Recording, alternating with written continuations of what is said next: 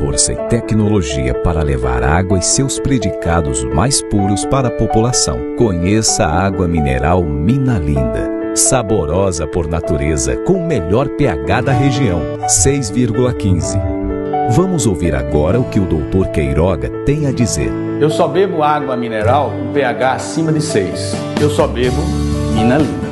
Captadas de fontes subterrâneas em uma área realmente preservada em meio à natureza. Minalinda tem infraestrutura moderna, tecnologia de ponta e pessoas capacitadas, garantindo comprometimento com a qualidade e a excelência.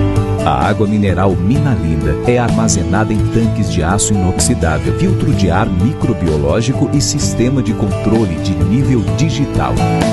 Os equipamentos de envase garantem o processo automatizado e avançado para que a água se mantenha pura e intocável. As rigorosas análises físico-químicas e microbiológicas validam a qualidade de todo o processo produtivo. Envasada em embalagens que variam de 300 ml a 20 litros. Beber água mineral natural da fonte traz muitos benefícios ao metabolismo do corpo. Tenha saúde. Água mineral Minalinda, a única de Rondônia com o maior pH.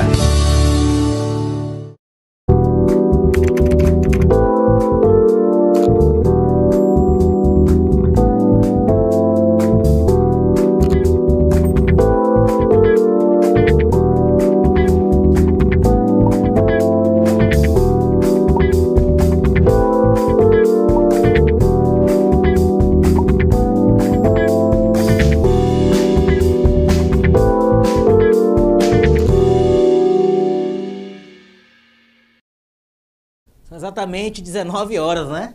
Em Brasília, 19 horas. Brincadeira, 19 horas em Porto Velho, tá, gente?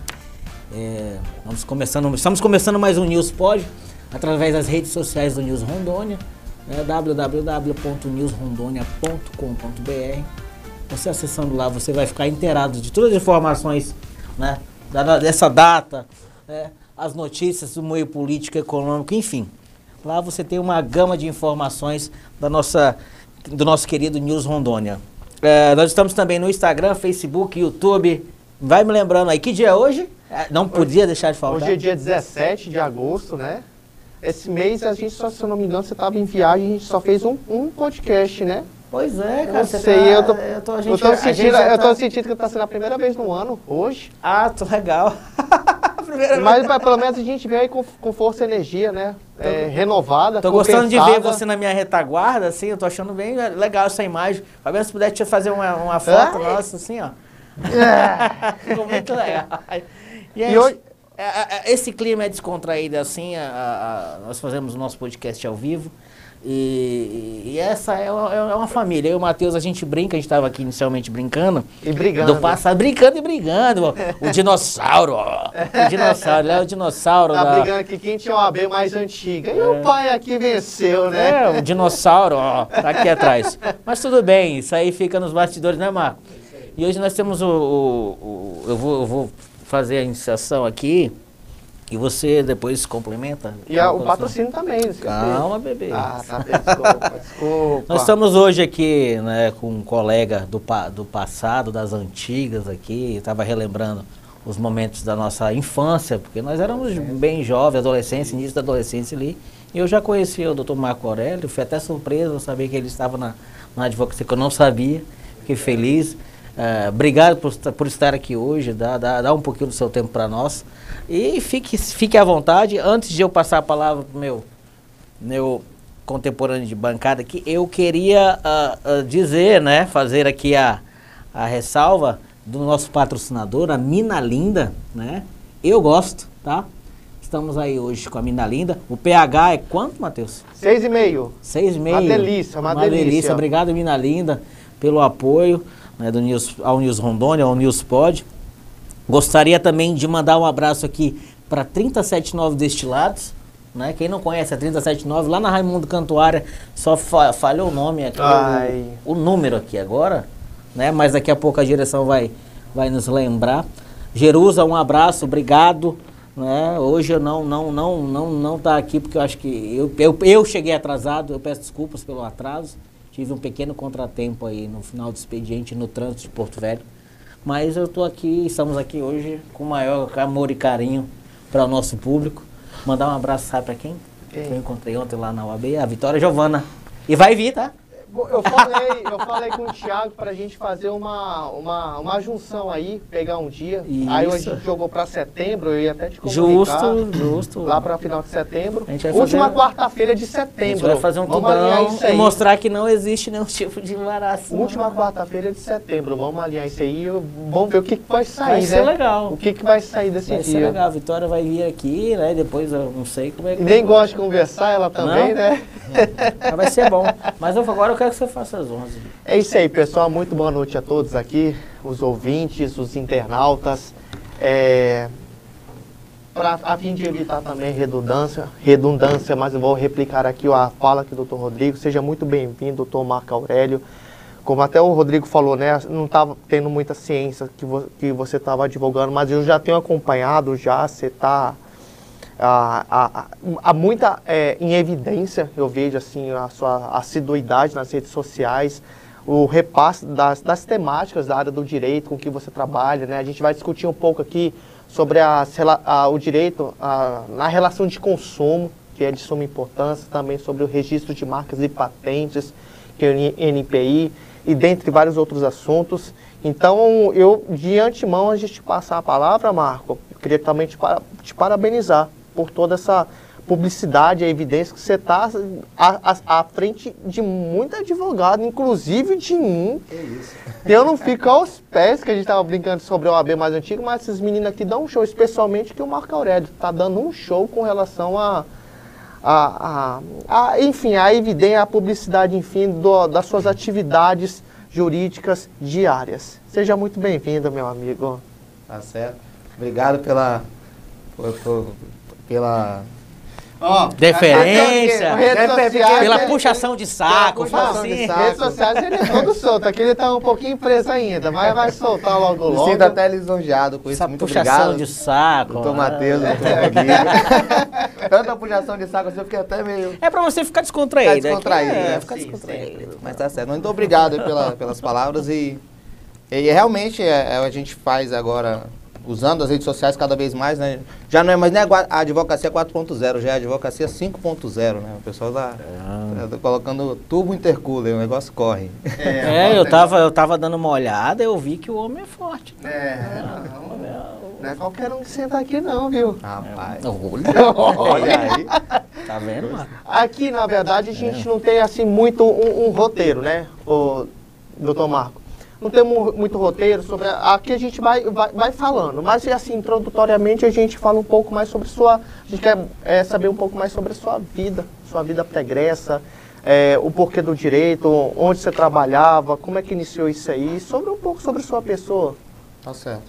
Então, a minha advocacia é uma advocacia bem jovem, né? Assim como o doutor Rodrigo também, a sua também, né? A nossa advocacia. Nós somos jovens advogados. Sim. Nasci em palavras agora, viu? Nasci daqui mesmo. Sim, nascido em Porto Velho, filho de mãe goiana, pai mineiro. Nossa, eu também. Olha aí, que legal. Mas é o contrário, mãe mineira e pai goiano. Pai goiano, pois é, que legal. E a mãe do Matheus bem jovem, bonita. Uma loura, né? Assim, eu já vi ela na academia. Falar assim. Essas coisas. Olha aí. Que isso. Como é o nome da sua mãe, Matheus? Manda um abraço. Rogéria, e um abraço também pra Lourdinha, viu? Minha mãe, Lourdinha também. Estudei com a mãe dele, viu? Minha mãe. Eu lembro da mãe dele. Gente finíssima, gente boa do mundo. Na realidade, a gente se conhece há muito tempo, assim, mas a gente sumiu, né? O casal seguiu sua vida e nos conhecemos da época do condomínio ali, que morávamos nos mesmos lugares. Eu lembro que ele trabalhava no Correio. Sim, eu já trabalhava nos Correios. Trabalhava no Correio. Sim, trabalhou quanto tempo lá no Correio? Eu entrei nos Correios com 21 anos de idade. Já tinha 21 anos naquela época? Não, a gente não tava tão velho assim não, cara. Naquela época não. Eu entrei nos Correios com 21 anos de idade. E aí eu passei um bom tempo da minha vida, né, sendo empregado público. E a minha primeira graduação é administração, fiz administração com habilitação em marketing. E assim que eu... quando eu fazia a graduação, eu já estava no Correios. Quando eu comecei minha primeira graduação, já estava no Correios. E aí, na verdade, eu entrei mais novo no Correios. Trabalhava na Cossilva ali, né? Eu entrei em 2003 no Correios. Acho que foi 21 anos de idade, já estava no Correios. Enfim, e aí comecei a fazer a graduação de administração, finalizei e continuei nos Correios. E depois de um tempo, por causa da minha mãe, começou a fazer direito também. Falou, você vai fazer direito, você vai fazer outro curso? Estava naquela coisa. Eu vou fazer direito. Aí comecei a fazer o curso de direito em 2013. E aí terminei o curso de direito. Ainda continuava nos Correios. Era pra gente ter terminado junto, eu acho. Tu lembra? Era pra gente ter eu vou terminado fazer um junto. apontamento. Assim, tu lembra lá no condomínio que morava também um servidor do Correio? O Orivaldo. Orivaldo. Tu lembra dele? Ele era tesoureiro da agência central. Ah, tu tava na Central ou na Costa Silva? Era na né? Central. Tu era na Central também, né? Eu trabalhei na Central, trabalhei na Costa Silva. Ele trabalhava lá, ele trabalha lá ainda, né? Ainda tá lá, por isso que ele tá lá. Ainda é tesoureiro aqui da agência central. Nossa, tá vendo aí como Homem legal. Os dinossauros, o povo do Correios fica no Correios até aposentar. Mas o Correios foi uma empresa muito boa pra mim. Né? Igual o banco também é assim, quando entra não sai mais. Eu não tenho o que reclamar assim dos Correios, assim, as áreas que eu trabalhei, sempre tive muita desenvoltura, foi muito bom. Mas chegou um momento que eu precisava decidir, ou seria empregado público ou seria advogado. Afinal, eu fiz o curso para quê, né? É verdade. E aí foi nesse momento que eu decidi. Não foi fácil, confesso que não. Você tem que ter uma certa preparação para poder sair do funcionalismo público, do emprego público, né? Aquela chamada estabilidade que não existe, né? É uma estabilidade, mas não existe estabilidade de quê? Né? Não existe isso. Então, e aí eu resolvi, né? Empreender, né? Na vida da advocacia. Até porque eu já tinha o curso de administração também, que eu já vinha empreendendo antes. Tive uma loja de skate, patins, longboard, uma época atrás. Eu vi que você gosta de postar bastante. Falei, cara, ele tem uma afinidade com longboard.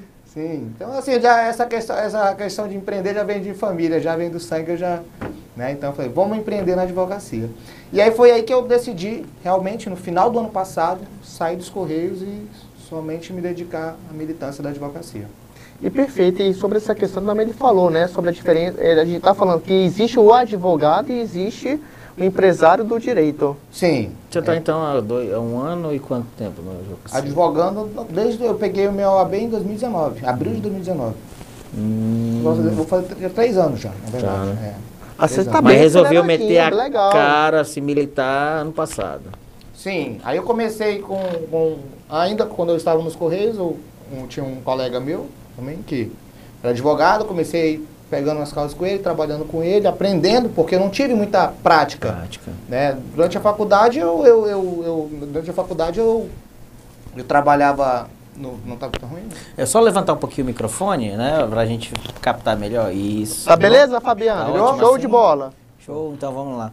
Vai lá, continua. Continua de onde você parou, do Correio. Tá, da prática jurídica. Sim, então eu não tive, na faculdade eu não tive essa oportunidade de ter prática em escritório de advocacia. Eu tinha uma prática de empresa pública, de órgão público, né? Então isso aí eu já tinha essa vivência já de trabalhar em grandes órgãos.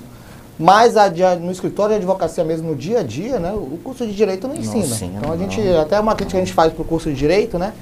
Que é o curso de Direito, ele é tão amplo, mas ele ao mesmo tempo não direciona para nenhum lugar. Não dá tempo, né? Perfeito. Ou você quer ser delegado, é uma linha. Você quer ser juiz, é outra linha. Você quer ser advogado, magistrado, é outra linha. Então, o curso de Direito é muito amplo e não te prepara, né? E esse gosto pela área da relação de consumo? Então é uma coisa quase que natural, né? A gente começa, né, e agora eu vou pra onde? Eu tenho ideia, na minha OAB eu fiz direito administrativo na segunda fase. O cara fez direito administrativo na segunda fase e tá militando na área. Agora eu vou perguntar pro Dinossauro qual foi a dele. Rapidinho, só pra gente. É interessante. Qual foi a tua? Foi penal, né? Tributário. Trabalhava com criminal 5 anos na defensoria, ou seja, então, segunda fase foi tributário, trabalhei minha vida toda na área criminal, sendo servidor público, assessor da defensoria pública, trabalhando em presídio, e gosto de advogar na parte civil. Olha que legal. Não tem explicação. Não. Mas aquilo também que exige uma dedicação também mais específica, né, mais detalhada também, aquilo... Tem muitos advogados falam, dando continuidade, fala sobre a questão do generalismo, né? Que às vezes fala que o advogado tem que se especializar. Eu não sei qual que é a linha tênue disso aí, mas eu nunca fui uma pessoa muito contrária a falar assim, não, eu sou contra o generalismo. Eu acredito que o advogado tem que saber de tudo um pouco. Sim. E eu acho que não é por conta disso que ele vai, evidentemente, não alcançar o sucesso, ou não alcançar, quando eu falo sucesso, na verdade, uma viabilidade financeira. Uma viabilidade financeira. Mas eu acho que a especialização é importante, mas é sempre muito bom você saber um pouco de cada e constituir a questão, querendo ou não, uma equipe jurídica. É onde você falou sobre que agora o seu maior aprendizado está sendo a questão de gerir. Sobre gestão, eu vi que você agora aderiu a um novo software. Sim. Com relação a eventual... Gerir prazos, demandar a equipe, né? Questão de tudo, prazo, peticionamentos, todo... O software faz a gestão do escritório completo, tanto financeira quanto operacional. Então isso aí é uma coisa que ajuda muito, porque às vezes a gente passa o dia inteiro só eu também fiz a adesão disso, que não dá não. Não tem condição. Não dá pra você ficar sem não. E assim, pegando o gancho ainda do que você falou no início, a questão do advogado generalista ou advogado especialista. O clínico geral, né? O clínico geral. Realmente, essa linha tênue não existe. Qual é o advogado que dá certo? É o advogado que deu certo, né? Independente se ele é generalista ou não, né? Claro, agora, pegando o gancho em relação ao como o seu cliente te vê, a quem é o teu tipo de cliente, você tem que saber, o teu cliente tem que saber qual é a tua área, né? Porque é igual o médico, né? O médico tem o clínico geral e tem o especialista, ortopedista, tem o cardiologista, não quer dizer que ele não saiba várias coisas, mas ele é especialista nisso. Então eu acredito que ainda assim, a questão da especialização às vezes é porque você consegue fazer a mesma coisa no menor curto espaço de tempo, gastando menos energia, vamos dizer assim. Nessa linha eu acho que o especialista ainda está saindo na vantagem. Entendeu? Mas a questão de você conhecer de tudo um pouco é interessante já na linha do advogado, do empresário do direito e não do advogado. Que aí vem aquilo que a gente estava conversando mais cedo. Que uma coisa é ser advogado, outra coisa é você ser empresário do ramo do direito. O empresário do direito, o escritório dele é full service. Você faz tudo. Né? Você faz tudo. Isso aí é um futuro, é a nova advocacia que tem muito a crescer. O Nelson Williams é o quê? Gestor. Na minha opinião, ele é gestor. Perfeito. Ele é um empresário do direito. Ele é full service. O escritório dele é full service. Ele faz tudo. Ele pegou o caso lá do Gugu Liberato, lá do inventário do Gugu. Ele não é o melhor especialista. Ele não é o especialista em inventário, em sucessões. Não é ele o melhor advogado de sucessões do Brasil. Mas ele pegou o caso. Por quê? Porque é o cara que mais se vende. É o cara que está na mídia, é o cara que todo mundo... Quem não quer ser cliente do Nelson Williams? Perfeita colocação. Interessante isso aí, né? Interessante. Interessante. E uma das coisas que eu vejo das suas postagens... Não quer não. Uma das coisas das suas postagens que você posta muito é que um dos maiores impactos, maiores reflexos que há de prejuízo para as pessoas em si, na área de relação de consumo, é muito nas companhias aéreas, né? Eu acho que não existe uma maior lesividade para as pessoas, senão as companhias aéreas, né? Você estava falando um pouco sobre a questão também do webinário que teve aqui, do porquê que teve isso. Então, há 2 meses atrás, mais ou menos, teve o primeiro webinário da aviação com a justiça. Explica o que é o webinário, é melhor, o webinário, né? Porque às vezes a pessoa está perguntando, você fala e você não... O que é? Sim, o webinário é um seminário. É um seminário, só que é o webinário porque ele é híbrido, tanto pela internet quanto presencial. Por isso que é um webinário que é para atingir a maior quantidade de pessoas possíveis. E teve esse evento aqui no estado de Rondônia, foi o primeiro. Eles vão fazer em todo o Brasil, mas o primeiro estado foi Rondônia. Por que será?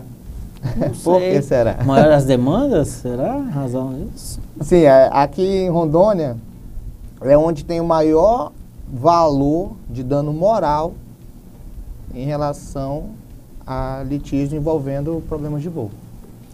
O maior dano moral é no estado de Rondônia. Eu percebi que com o passar dos anos, as coisas, o não digo desespero, posso estar usando uma palavra, colocando a palavra... Banalização, será? Não, nem banalização, mas no passado você não via isso.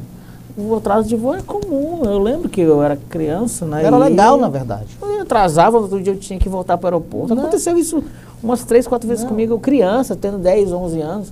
Eu tinha que voltar no outro dia. A melhor coisa que tinha antigamente era o voo cancelar e você ficar um dia no Tropical Hotel em Manaus. Eu lembro disso quando eu era criança. Eu falo, não, minha mãe viajava muito a trabalho, aí eu não, o voo cancelou. A gente ficou um dia no Tropical Hotel de Manaus. E o Tropical Hotel de Manaus antigamente era o top, né? Top então, da Amazônia, né? Então era legal isso. Você chegava, não, atrasou ainda. E aí trazia aquele negocinho da Varig, que eram os lanchinhos, as Você lembra que eram as maletas, assim, as maletas. você abria, vinha aquela comida. Sim, nossa. Tá vendo? Você não é dessa época. Dinossauro. Se a mãe e os teus pais viajassem, eles não trouxessem a maletinha com o negócio. Trazia a maletinha, a maleta com comida, lanche, tudo. Então, assim, hoje eles dão uns biscoitinhos, um creme cracker. Dão nada, né? Na pandemia agora deu só água. Mas era muito legal, aquela época era muito show. Sim. Enfim, esse evento, só para finalizar, na verdade foi uma crítica, assim, a gente faz foi meio uma tentativa deles de fazer um certo lobby aqui no estado de Rondônia, no Tribunal de Justiça, para tentar amenizar e diminuir o valor das indenizações. Só que, por que as indenizações daqui são altas? Por que aqui as passagens mais caras do país são aqui do estado de Rondônia, na região norte? Verdade. Faz sentido. Verdade. Entendeu? Por que aqui tem mais problema de voo? Porque aqui a gente pega muito mais conexões do que no eixo sudeste, sul. Aqui você vai para São Paulo, você pega 2, 3 conexões para chegar em São Paulo. Você vai para o sul, você pega 2. A chance de dar errado é muito maior. Então é por isso que nós temos mais demandas no estado. Entendeu? É número. Então, e sobre essa questão da indenização, a gente estava comentando um pouco que não sei se eu já falo agora sobre a questão do Instituto da Teoria dos Desvios da Produtividade. Sim. Não, é melhor falar para ela antes de eu colocar uma outra coisa.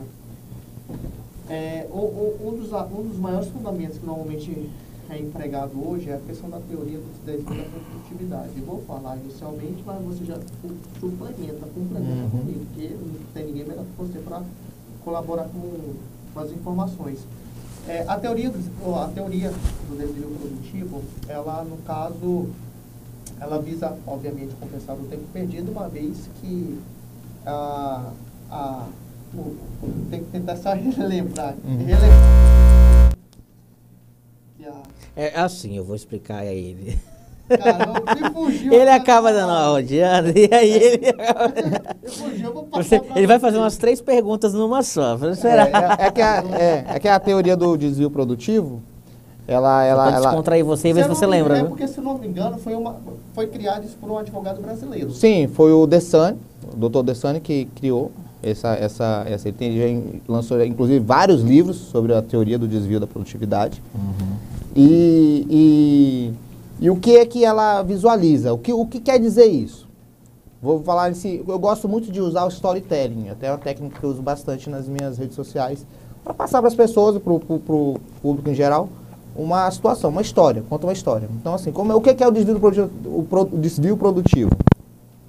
Você está com um problema na sua linha telefônica. E aí você não consegue ligar, ou você não está sem internet, você começa a ligar várias vezes para a empresa a fim de resolver esse problema na tua linha telefônica. E nisso, de um dia, você perdeu 2, 3 horas do seu dia tentando resolver um problema que não foi ocasionado por você. Então, isso se chama desvio produtivo do consumidor.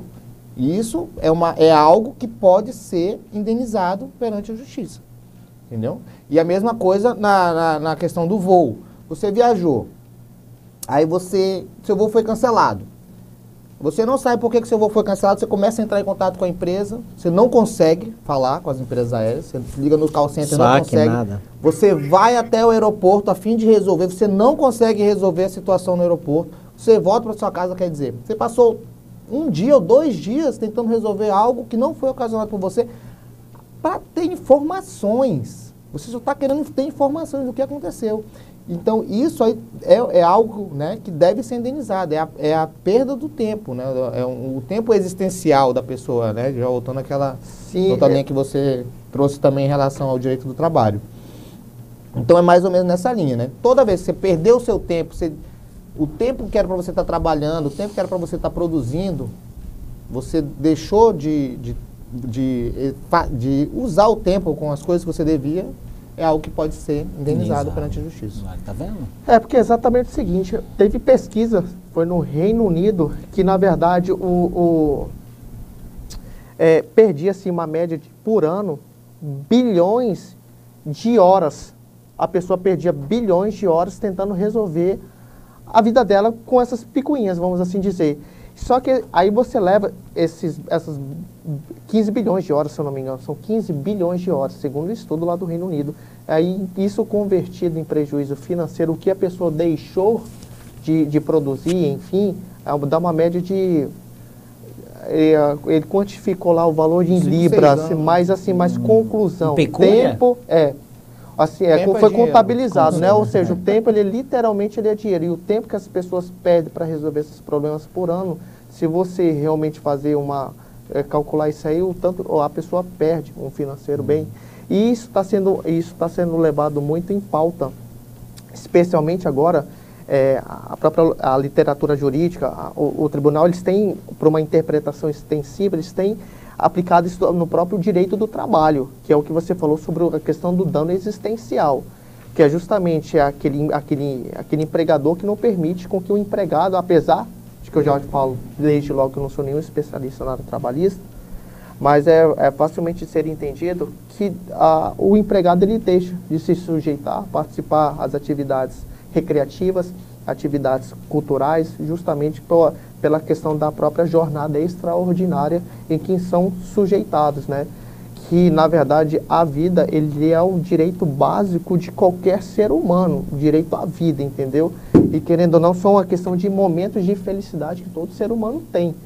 E isso está sendo muito em voga, não sei como, assim, alguns eu vejo, questão prática também, vocês podem falar, isso não é problema, alguns julgadores têm aplicado, têm entendido isso, e tem outros que ainda não, que ainda estão, falta haver essa evolução de entendimento. Sim. Que já está sendo empregado em todo o Brasil. Sim, né? Com certeza. E praticamente é isso. Aqui dentro do estado de Rondônia mesmo, em relação ao desvio produtivo do tempo, eu sempre utilizo em vários casos que eu vejo que teve o desvio, né? Mas a gente ainda vê que é muito pouco valorado pelo judiciário. Então, às vezes, nas sentenças, eles não analisam, às vezes, por esse viés. Entendeu? A gente comprova, né, as ligações do tempo que a pessoa perdeu ao telefone e, às vezes, o juiz ainda não consegue valorar. Segundo até o professor Cássio disse, ele disse que é o imposto sobre o tempo. Uhum. E aproveitando sobre essa questão, só voltando um pouquinho, Rodrigo, se caso você tenha... Não, pode falar. A questão sobre a própria indenização em si, só voltando um pouco, mas ainda falando sobre a questão de demandas envolvendo companhia aérea. Sim. Sobre essa questão das condenações na base de R$10.000, a gente vê outras também situações aqui bem piores, envolvendo a área de relação de consumo, e sendo entendido e tendo danos morais equiparados a meros atrasos de voos. Eu vou dar um exemplo, vou melhorar um pouco a minha comparação, que nem eu citei aqui para o Dr. Marco Aurélio, sobre pessoas que justamente quer se livrar de um problema, de algum carro antigo, um carro velho, um carro que vem dando problema, resolve comprar um carro 0 km na própria concessionária.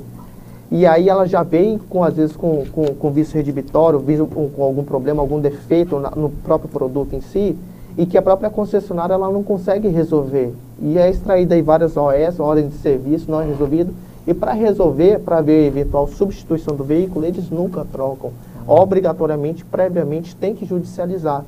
E aí tem que esperar todo o deslinde processual para ver a condenação, depois a confirmação por meio do acordo, que provavelmente, normalmente as concessionárias recorrem, e aí só após, por exemplo, 1 a 2 anos que realmente é confirmada a troca do veículo. Imagine o tempo. Imagine o tempo perdido, o desgaste que a pessoa tem, só que normalmente a quantificação de danos morais nisso é similar, se não idêntico, a um dano moral de companhia aérea. de atraso de voo, de cancelamento de voo. Então, assim, eu estou jogando isso aqui, ventilando, para a gente também parar um pouco para pensar o que eventualmente tem que ser melhorado e também a questão da própria quantificação. Eu acredito também que é um trabalho muito difícil para o jogador, de como que o jogador ele vai quantificar efetivamente sobre precificar isso aí, entendeu? Então, às vezes eu sei que às vezes é até uma tarefa muito difícil para o jogador. Sei que aqui em Rondônia, talvez em todos os outros estados, há assim, uma loteria também judicial, né? A gente acaba querendo, não vamos ser hipócritas aqui, de que a gente torce assim, tomara que não caia nessa vara, tomara que caia nessa. Então, também essa loteria judicial. Não tem uma média, né? A gente não consegue entender direito qual é a média de valores dos danos, né? E ainda tem a questão da indústria do dano moral. Sim, sim, sim. E muitos juízes acham que... Sim, e outra coisa também importante, voltando a falar um pouco sobre a questão da companhia aérea, você estava falando um pouco comigo sobre o o overbooking, sim. Então, se você puder explicar um pouquinho para o pessoal sobre claro. Isso aí. Então, por quê? O que é o overbooking? O overbooking é a preterição do embarque, né? Quando a empresa aérea ela vende mais passagens do que a aeronave comporta. Só que, para todos nós, para as pessoas comuns, a gente acha que o overbooking é essa preterição ali no momento antes do embarque. Mas não é só antes do embarque o overbooking, ele acontece muito antes. Quando você compra uma passagem, um exemplo, a empresa aérea ela vendeu 300 passagens, mas só cabe 200 pessoas no avião. E acontece bastante. E aí essas 100 pessoas a mais que compraram, ela começa a cancelar os voos. Isso é um overbooking. Isso é uma prática comercial que as empresas aéreas fazem, né? E elas mascaram, mas não deixa de ser um overbooking. E tem que ser indenizado, né? E o overbooking, segundo a resolução da ANAC, o overbooking deve ser nacional, deve ser indenizado em 250 DS, que é direito especial de saque.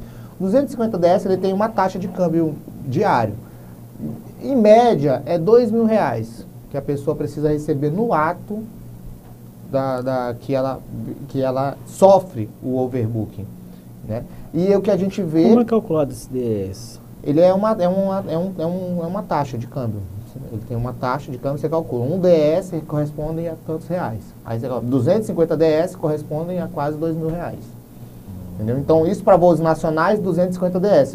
Voos internacionais, 500 DS. Tem essa diferenciação ainda. E aí o que acontece? As empresas aéreas não pagam essa compensação financeira. Elas não pagam. E então, em muitos casos, eu estou colocando essa tese do overbooking nos meus processos. E o juiz tem já respondido, mas o juiz ainda está colocando como se fosse um dano moral. Isso não é um dano moral. Isso é um dano material. Interessante. Isso não é um dano moral. E aí a gente já verificou outros julgados que os juízes em outros estados estão colocando como dano material.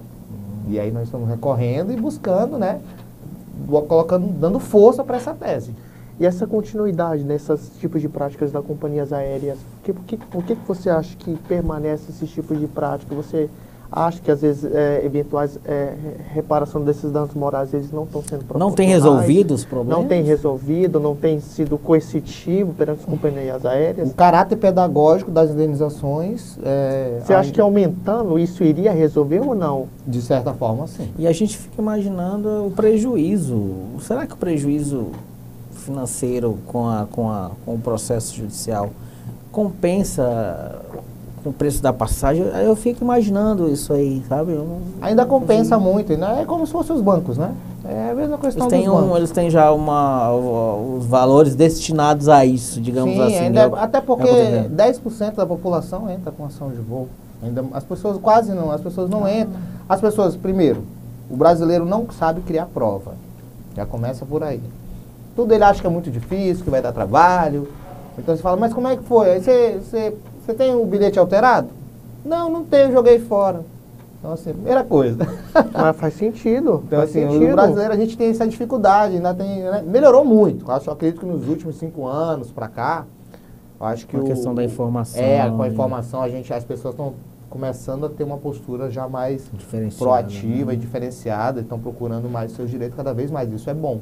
né? Então, porque a gente tem um dos melhores, o CDC é um dos melhores, o melhor código consumidor do mundo, né? No Brasil a gente está anos-luz de vários países aí, então o nosso CDC é brilhante. O Código de Defesa do Consumidor, ele realmente é uma ferramenta que sobressai a... E existem ainda muitas práticas que violam o código ainda no país. A gente... Especialmente as empresas que fornecem energia né, para o consumidor. Né? Os órgãos de regulação, a ANEEL, a ANAC, eles precisam estar mais em cima, né? Para poder realmente fazer valer, né? Se esse caráter pedagógico das indenizações não tá fluindo, não está dando certo, então tem que procurar outros meios, né? Eu mesmo sofri um cancelamento de voo. Cara, o meu voo, ele chegou em Manaus, não conseguiu voar, não conseguiu pousar. Eles simplesmente voltaram para Porto Velho. Mandou todo mundo que ia para Manaus descer. Só ficou o pessoal que ia para Belém. Aí, pô, como é que é? A gente estava lá perto de Belém. Aí a gente voltou para Porto Velho. Mandou todo mundo descer. O pessoal que estava em Belém continuou. Foram embora para Belém. E deixaram todo mundo que estava lá, que saiu de Porto Velho. Em Porto Velho, por quê? Porque era o local, era a residência do nosso, né? Então era mais fácil deixar a gente de volta em casa do que deixar a gente lá em Belém para pegar outro avião. Era mais caro para eles ir para Belém. O custo. Então, olha só isso. Faz sentido. Aí você chega aqui de 5 horas da manhã, fica até 9 horas da manhã para saber quando é que tu vai viajar, se tu vai conseguir viajar, se tu não vai, quer dizer, cara, cansaço, né? Pelo amor de Deus. Você pensa que não, mas viajar de avião é meu cansativo, amigo, é um desrespeito. Só quem passa por isso sabe. Não é nada, é mero aborrecimento. Aí o juiz vem da mera aborrecimento. Cara, é complicado. Teve a cliente agora, essa semana minha, eles danificaram a bagagem dela, quebrou a rodinha da bagagem dela. Ela, e agora, Marco? Eu falei, vai no balcão e pega um documento chamado RIB, Registro de Regularidade de Bagagem. Esse documento é como se fosse um boletim de ocorrência dele atestando que realmente danificou tua bagagem. Ela ficou 2 horas esperando com a família dela para pegar esse documento, porque não tinha ninguém para atender ela. Porque se ela sai do aeroporto com essa bolsa quebrada e ela volta lá de novo depois dizendo que não, essa mala não foi quebrada aqui. Questão da prova. Entendi. Então assim, é muito... Então, assim, é um assunto muito delicado. Você vê todo dia nos jornais, Jornal Nacional, todos os jornais todo mundo está falando o tempo todo de problemas de voo. Tá aí, cara, o problema está instalado. Então a demanda das companhias digamos assim, de questão de passageiros é grande. Sim. E elas estão tendo lucros. Eu vi o outro dia, a Gol teve um lucro de não sei quantos esse ano. Latam. Todas elas. Eu não entendo também como é que vai a falência uma companhia aérea com esse tanto de passageiros aí. E as pessoas precisam viajar, né? Com certeza. Ninguém viaja por... Todo mundo que viaja é por um motivo. Seja de férias, seja trabalho. Tem um motivo justo. É um motivo, né? Algo sério. Você não vai viajar à toa. Não, vou viajar. Acordei da vontade de viajar. Vou lá e volto. Vou almoçar lá em Fortaleza. E tá falando sobre essa questão de correr atrás dos direitos de coisas, por exemplo, que aconteceram naquele momento contemporâneo, naquele momento recente, né? A gente também chegou a conversar e aqueles direitos de, por exemplo, de independentemente fornecimento de serviço ou produto, aquilo que já é muito antigo, por exemplo, como você bem mencionou, sobre a questão eventual de uma vamos supor, uma televisão. Televisor, sim. Passa daquele prazo de garantia, explica um pouco sobre o pessoal também e sobre a questão da garantia estendida. Sim. O que a gente conversou mais cedo. Claro, é a questão da televisão. Se você tem uma televisão, você comprou essa televisão há 2 anos atrás e hoje ela deu problema, se você for levar essa televisão para... porque a garantia é 12 meses. Começa com a garantia 12 meses. Toda loja dá uma garantia de 12 meses para algum produto novo. Aí você tem a televisão, com 2 anos a televisão deu problema, você não está na garantia. Você já está sem garantia. Levou lá na autorizada, e aí falou, para consertar essa televisão aqui, é quase o preço da televisão. Aí você fala, não vou consertar essa televisão, porque você sabe que hoje em dia as televisões são quase descartáveis, né? Então eu não vou consertar essa televisão, vou comprar outra. Agora, isso é errado. Por quê? Porque a televisão não foi feita para durar 2 anos. Está pacificado nos tribunais de justiça o tempo de vida útil do bem. uma televisão, ela tem que durar de 5 a 10 anos, e não 2 anos. Imagina você comprou um televisor de 10 mil reais. Ela dura 2 anos. Com 2 anos, 3 anos, dá problema? Aí, e até isso. As empresas vendem a garantia estendida. Que é isso? Isso é uma prática comercial erradíssima. Não existe esse negócio. É uma forma deles ganharem mais dinheiro do consumidor. Lesar mais ainda o consumidor. Não, no contrato 12 meses não. Vou te fornecer, eu te vendo aqui a garantia estendida, mais 12 meses, dá 24 meses de assistência. Que é isso? Mas aqui é aquele caso do produto que está dentro da garantia e você tem que pagar a mão de obra. Se está dentro da garantia, qual é o sentido de se pagar a mão de obra? Eu queria entender o sentido da pessoa para ter que pagar a mão de obra, sendo que o produto está dentro da garantia, né, estipulada pela empresa de 1 ano. Por que o consumidor tem que pagar a mão de obra? Eu quero entender isso aí. Olha, isso é uma prática abusiva, totalmente errado, não tem como. Não, a gente troca, mas você tem que pagar a mão de obra. Não, errado, totalmente errado. É uma prática abusiva e tem que ser combatida. Às vezes não compensa você demandar uma ação judicial. Autorizada vem com esse argumento. Não, realmente, tá aqui, a gente troca a peça, mas a mão de obra só tem que arcar. Mas está dentro da garantia. Não, é totalmente errado. Mas o que você falou, demandar, geralmente o consumidor não quer, porque é um valor, digamos assim... irrisório, né? Mas... Nesses casos, demandar o PROCON, é interessante, né? Acho que inicialmente administrativamente, né? O PROCON, nesse ponto... Assim, eu tenho algumas críticas ao PROCON, mas às vezes nesse ponto eu acredito que o positivo. PROCON, ele realmente seja positivo, né? Porque eu tenho muitos clientes que vêm de demandas do PROCON, mas que não são resolvidas no PROCON. Eu não sei se Rondônia, atualmente, ele foi contemplado, eu não sei, com algum tipo de normativa de poder de polícia, que até então não tinha. Não sei hoje como está o PROCON, pelo menos de Rondônia. Mas a gente sabe da autonomia que ela tem, de fato, muitas coisas que eu já observei, já vi também resolvem. E dentre muitas outras coisas também não. Sobre a questão, mas eu não sei como está a questão, eu até evito de falar para não estar falando asneira, mas de qualquer maneira o poder de polícia do PROCON, salvo me engano, há uma diversidade de outros estados, o PROCON ele tem uma maior autonomia, tem um poder de polícia, sendo que aqui em Rondônia ainda não, mas posso estar enganado, posso estar equivocado, enfim, mas algo que isso me fez lembrar esses tempos, essa informação. E ainda sobre esse cenário, sobre a questão da garantia daquele produto, de que está fora do prazo de garantia, a gente estava conversando aqui mais cedo, e aqueles casos, por exemplo, aquelas situações que a pessoa compra um veículo de terceiro, não compra diretamente da concessionária, e, por exemplo, passa o prazo de garantia dos 3 anos, que, lembrando, não foi comprado na concessionária, e já tem uma quilometragem minimamente razoável, e dá um problema, por exemplo, de câmbio. Aquele defeito que a gente sabe que é impossível ser em razão de mau uso. É muito dificílimo por conta de ser mau uso. Por exemplo, o câmbio. O câmbio, normalmente, para você fazer uma revisão, dependendo do veículo, é a partir de 100 mil quilômetros rodados. E quando dá problema com 40 mil rodados? Só que aquele 40 mil rodados em que a pessoa já tem o veículo, já, por exemplo, há 3 anos para cima. Já passou o prazo de garantia.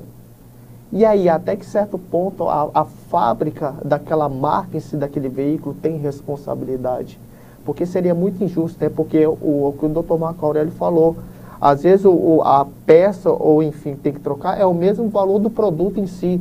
Às vezes a peça do câmbio, que tem que trocar toda a caixa de câmbio, já é o próprio valor do veículo em si. Então você imagina como é que vai ficar o consumidor, que é algo que não é falha dele, é algo que já veio da fábrica. Entendeu? Então, é uma situação muito complicada, às vezes, para o próprio advogado em si, saber como manusear isso aí, né? Como orientar, evidentemente, o cliente, como judicializar e tentar ver como é que vai ser o entendimento de quem for apreciar, processar e analisar e julgar o processo. Sim. Né? Então, querendo nossa parte da relação de consumo, ela, apesar de que em que pese ela transpareça, ser simples, mas ela é um leque, enorme. E aí contempla produtos de R$ 1,99 até produtos de R$200 mil, um veículo de R$300 mil. A nossa vida é relação de consumo. Todo tempo a gente está fazendo relação de consumo. né? O tempo Então, quando você todo. perguntou para mim no início, doutor, por que direito do consumidor? Eu falo, rapaz, eu estou numa roda com 10 pessoas aqui, 8 tem problema de consumo. É. Faz Entendeu? sentido, faz sentido. Se eu for criminalista, tiver 10 aqui, nenhum matou ninguém, ou então só um matou. E olha lá. Assim vai. Então, assim, até pegando um gancho nessa questão do carro, eu lembrei de uma situação. Quando o carro está na garantia e ele apresenta um defeito, por exemplo, eu só tenho um carro para andar. Comprei o carro novinho, está na garantia. Deu um problema, o carro não anda, vai ficar 30 dias parado. Quem é que vai me dar um carro para andar? A concessionária tem que te dar um carro para você andar. E aí, muitas vezes, ela não faz isso. Você versou isso esses tempos realmente sobre a obrigatoriedade ou não da Sim. concessionária te ceder É um carro obrigatório. reserva. E às vezes você tem que buscar isso por meio de uma liminar para te garantir um carro reserva. Desse jeito, cara. Então, assim, é complicado. Ser consumidor no Brasil não é fácil, não. E olha que é um dos melhores códigos do mundo. Pois é. Mas, gente, eu agradeço, Marco. A gente já tem que partir para o encerramento. Já tá, né, quero pedir desculpas pelo atraso. Hoje eu atrasei. Né, o dia cansativo nosso, nós fazemos ao vivo. Quero agradecer a audiência, né, dos nossos internautas. Quero agradecer a sua disponibilidade. Muito obrigado por ter vindo. Bom falar com você. É uma aula que a gente está tendo aqui de direito do consumidor. Né? Eu espero que você retorne outras vezes. Né? Já deixo aqui o convite de antemão. E eu vou deixar o Matheus... Porque se for conversar mais sobre essa área, também se estende bastante. Nós Sim, temos assunto. então, A gente tem o nosso tempo aqui é limitadíssimo. E é isso aí, agradecer a sua presença, você ter cedido seu tempo, estar aí compartilhando um pouco conosco. Como te falei, era rápido, é realmente Sim, rápido, é um muito tempo legal. curto e eu acredito que deu para... É melhor qualidade do que quantidade, então eu acho que foi um tempo de qualidade aqui que a gente teve. Você explanou um pouco sobre a sua rotina, sobre o seu dia a dia, sobre as atividades jurídicas que envolvem toda essa questão da relação consumerista. E agradecer muito mesmo você estar aqui conosco. E é isso aí, meu amigão. Perfeito. Eu que Espero que você tenha gostado. Claro, eu eu espero que gostei você tenha muito do gostado. bate-papo, muito legal. Espero que tenha né? ficado à vontade. Fiquei muito à vontade, né? Faltou só uma cervejinha aqui pra gente conversar mais. É brincadeira, muito obrigado aí pela... Mas na próxima não vai faltar, isso eu garanto. Quero falar da Mina Linda mais uma vez. Mais uma Vai vez. lá, agora você fala. Não. Isso aí é melhor vocês. Então tá, gente, hoje nós temos aí o patrocínio da Mina Linda, né? Do parceiro do News Rondônia, o PH. 6,5, Olha. excelente, se não o Matheus é um melhor. apreciador de PH.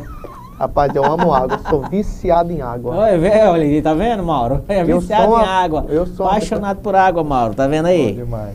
E eu quero te presentear, né, em nome do Mauro Brito e do Fabiano Coutinho, né, os proprietários do site News Rondônia, com essa caneca para você Poxa, muito fazer legal. umas imagens Guardar lá no de seu, recordação no seu também. Instagram. E quem quiser te seguir, antes de você, né, se despedir aí, suas alegações finais, você deixa Quiser, acho que suas se não me redes engano sociais. tá aí, né, Fabiano? O Instagram dele pro pessoal, quem tiver interesse. Isso, quem quiser me seguir é marcoaurelio.adv, né? E aí eu estou disponível, tenho o meu ADV Card ali, pode clicar ali, fala comigo no WhatsApp, Facebook, Instagram. Disponível 24 horas por dia. Um abraço então aí, né, pô? Os internados, os seguidores aí do Marco, né? Aí, É ó. um morenão muito bonito, né? Que isso, Ó, rapaz. Sei não, hein? Tá aí, ó. O cara malhado também, Pô, o cara rapaz, tem de que tudo. preza. Aí, ó, tá De vendo tudo. aí? Que preza também pra- Lifestyle, né? É. Vocês estão solteiros os dois, né? Tô solteiro. Aí, ó. Já dá um tiro Já aí. vai mandar uma mensagem aí. E é isso aí, pessoal. Boa noite, fiquem com Deus e até a próxima quarta-feira. Tchau, tchau. Um abraço. Abraço a todos.